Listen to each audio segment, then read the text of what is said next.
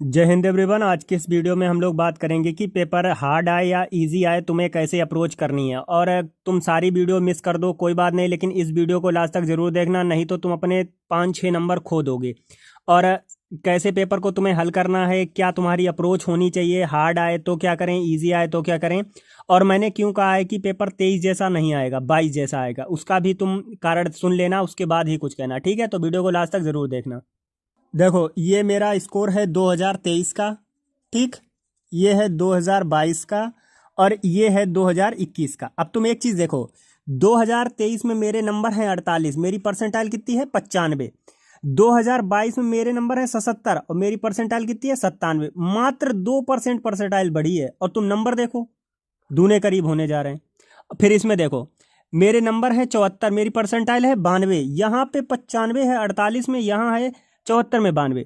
अब परसेंटाइल का क्या मतलब होता है, तुम जब किसी भी एग्जाम में जैसे मान लो पेट अगर दे रहे हो तो तुम आगे टारगेट करोगे, बीपीओ हो गया, बीडीओ हो गया, लेखपाल हो गया, तो उसमें क्या होता है कि उनको टॉप के 10% या टॉप के 15% लड़के चाहिए होते हैं। जैसे मान लो लेखपाल में 2.5 लाख लड़का वो लोग लेंगे, तो 2.5 लाख अगर तुम देखोगे तो टॉप का 10% बनेगा। तो तुम्हारी अगर परसेंटाइल 90% है तब भी तुम उसमें क्लियर कर जाओगे। तो सारा गेम होता है परसेंटाइल का।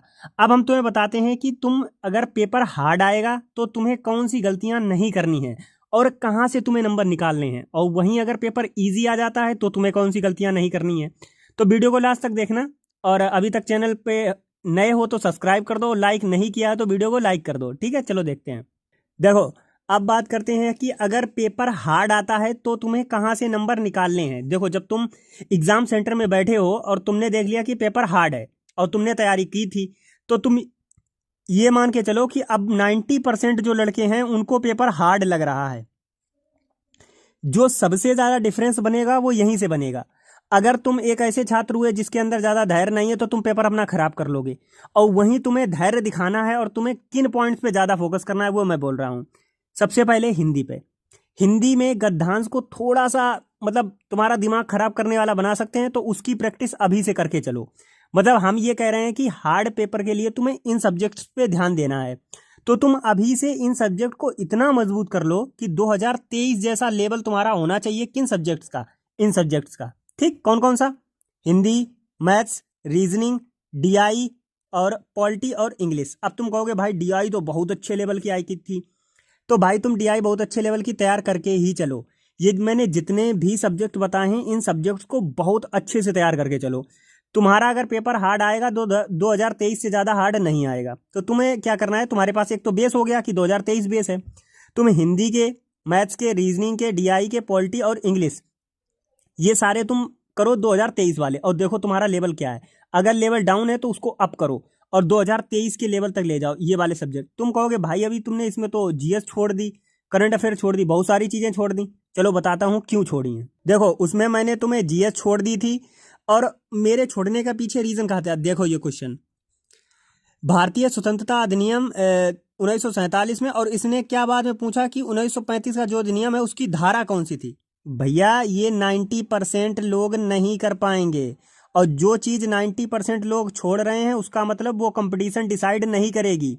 तो तुम्हें जीएस पे ध्यान नहीं देना है, क्योंकि वो सबसे ज़्यादा वाहियात जो बना सकते हैं वो जीएस ही बनाएंगे, जो कि हमने सारे पेपर दिए हैं, हमें अंदाजा हो गया कि हाँ ऐसा ऐसा होता है। ठीक। अब एक तुम्हें हम ट्रिक बताते हैं जो तुम्हें वहां बैठ के लगानी है। क्या लगानी है? जैसे मान लो तुमने डीआई देखी, बहुत कठिन डीआई आ गई, तुम्हारा दिमाग खराब है, तुम्हारा पेपर खराब हो रहा है। अब तुम ध्यान से सोचो कि देखो अगर मेरा खराब हो रहा है तो दूसरे का भी खराब हो रहा होगा। दूसरा क्या करेगा कि वो छोड़ देगा, फ्रस्ट्रेशन में आके पेपर ही नहीं करेगा। तुम्हें क्या करना है कि जैसे मान लो 5 डीआई हैं, उनमें से तुम्हें जितने ज़्यादा निकाल सकते हो। जैसे अभी ये हमने डीआई लगाई, ठीक। मेरे डीआई समझ में ही नहीं आ रही तो हमने पहला क्वेश्चन देखा, छोड़ दिया। दूसरा, अरे यार हमने नहीं होगी, लेकिन हमने कहा नहीं नहीं ऐसा करो कि जितने इससे निकल जाए क्वेश्चन उतने निकाल लो। तुमने देखा होगा डीआई में बहुत बार रेशियो पूछा जाता है, बहुत बार परसेंटेज पूछा जाता है। परसेंटेज और रेशियो के लिए रियल वैल्यू की आवश्यकता नहीं होती है, तो अगर तुम्हें सवाल नहीं भी समझ में आ रहा है तब भी तुम कर सकते हो। तो यही तुम्हें ट्रिक लगानी है कि डीआई में अगर तुम्हारे 5 में 5 नहीं बन रहे हैं कोई बात नहीं, लेकिन जितने ज़्यादा बना सकते हो। जब पेपर हार्ड आएगा तो वहां तुम्हें एग्जाम हॉल में बैठ के ये सोचना है कि कहाँ से हम एक क्वेश्चन निकाल सकते हैं। कोई भी चीज तुम्हें नहीं छोड़नी है। 2023 का हमने पैसेज करवाया, इंग्लिश का तुमने नहीं देखा है तो देख लेना, बहुत ईजी था। मतलब इतने हार्ड पेपर में भी इजी आया था, समझ रहे हो। तो वो हार्ड कहाँ बनाएगा, जीएस में हार्ड बनाएगा। अब जीएस में अगर ऐसे क्वेश्चन आ रहे हैं तो वो तो सारे ही गलत करेंगे, फिर तुम्हें क्या दिक्कत, उसमें तो केवल तुक्का सही होता है। तुम्हें नहीं अगर यकीन है कि अभी तो देखो पीवाईक्यू हर कोई लगा चुका होगा, तुम टेक्स्ट बुक पे जाना और दोबारा अटेम्प्ट करना जाके 23 वाले, तुम देखना वहां भी डीआई 2% 3% लोगों ने कर पाई है, अभी भी 2-3% ने कर पाई है। तो एग्जाम की तो बात ही छोड़ दो, वो जो आएंगे ना 99 दिखाने परसेंटाइल, भैया बहुत सारे लड़के पीसीएस की तैयारी करते हैं उसमें से। तो तुम ये मत सोचना कि तुम्हें तो देखो लेखपाली और जो तुम टारगेट कर रहे हो, तो तुम आराम से अपने निकाल, वहाँ हार्ड पेपर में बैठ के तुम्हें यही सोचना है कि हम कितने ज़्यादा से ज़्यादा निकाल सकते हैं। चलो ये हो गई हार्ड की, हार्ड तो तुम टैकल कर ला जाओगे। अब बात आती है इजी पेपर की, इजी पेपर में क्या गलतियां नहीं करनी है।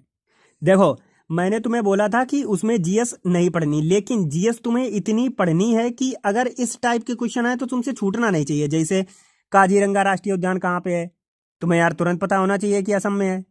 ये पूछ रहा है एक अश्वशक्त में कितने होते हैं, 746 वार्ड होते हैं। ये क्वेश्चन ऐसे क्वेश्चन है जो हर एक एस्पिरेंट को आते हैं। तो इसका मतलब है अगर तुम्हें ये भी क्वेश्चन देख के तुम्हें ये लग रहा है, जैसे इसमें कहा हरित क्रांति के भारत में जनक कौन थे, एमएस स्वामीनाथन। इसमें बोला डीपीएसपी कहाँ से लिए गए, आयरलैंड से।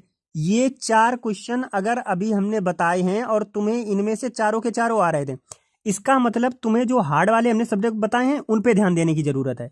और साइड बाय साइड इसे भी पढ़ते रहो, हम ये नहीं कह रहे हैं कि बंद कर दो, लेकिन हम ये कह रहे हैं कि अगर हार्ड पेपर आएगा तो उस तरीके से तैयार रखना है, और इजी पेपर आएगा तो ऐसे तैयार रखना है। अगर अब चलो बात करते हैं, हमारा एक ये वाला क्वेश्चन गलत हो गया, ये वाला गलत हो गया था। कैसे गलत हुआ, देखो इसमें बोला था कि भारत में शासन करने वाले शासकों का कालक्रम लगाना था। भाई साहब ये इजी क्वेश्चन है और हमसे गलत हो गया, इसी वजह से हम पीछे हो गए। तो तुम्हें क्या करना है कि जो भी सब्जेक्ट हैं उनकी ऊपर ऊपर से नॉलेज ले लो।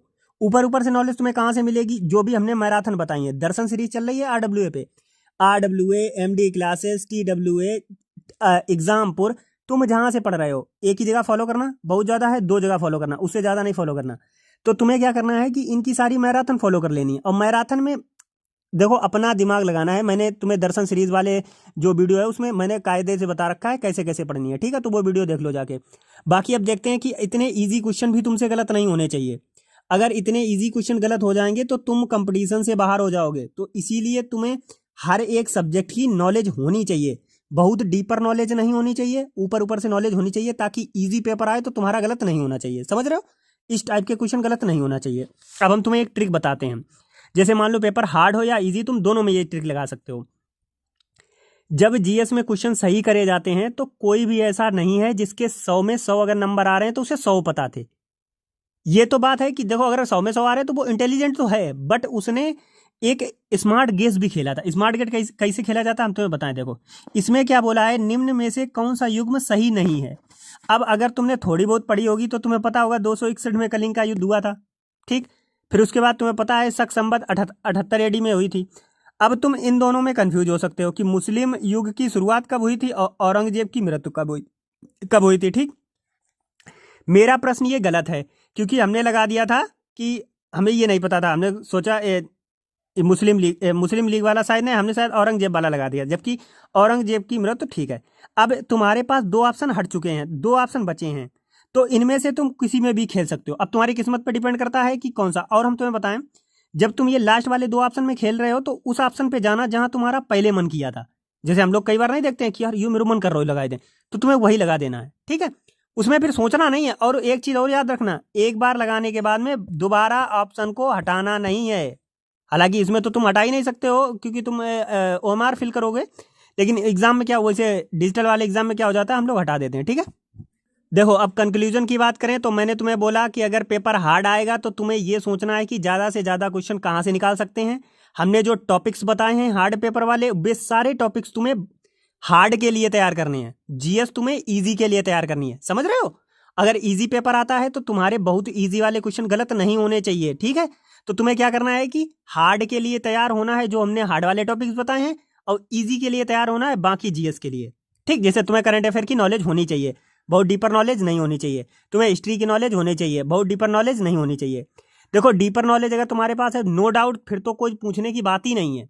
बात तब होती है जैसे मान लो अभी कुछ लोग आएंगे जिन्होंने अभी तक कुछ भी नहीं पढ़ा है, वो पढ़ेंगे आके, तो उनके लिए मैं ये बात कह रहा हूँ, ठीक है। तो तुम लोग ज़्यादा फोकस करना जो मैंने हार्ड वाले सब्जेक्ट बताए हैं, और अगर उनमें फोकस कर लोगे तो 60 नंबर तुम्हारे वहाँ से बन ही जाएंगे। और अगर तुम्हें अभी भी कंफ्यूजन है कि कहाँ से क्या करना है, तो डीआई के लिए मैंने ये बताया है, और पेट के मतलब करंट अफेयर के लिए ये वीडियो बनाई है। इसके अलावा अभी 2 वीडियोज़ और नहीं डाली हैं, वो देख लेना। और थैंक्स फॉर वाचिंग, बहुत अच्छा रिस्पॉन्स आ रहा है। और मैं इसके बाद में 2 वीडियोज़ और लाऊंगा, उसके बाद मैं पेट के लिए कोई भी वीडियो नहीं लाऊंगा, ठीक है। धन्यवाद।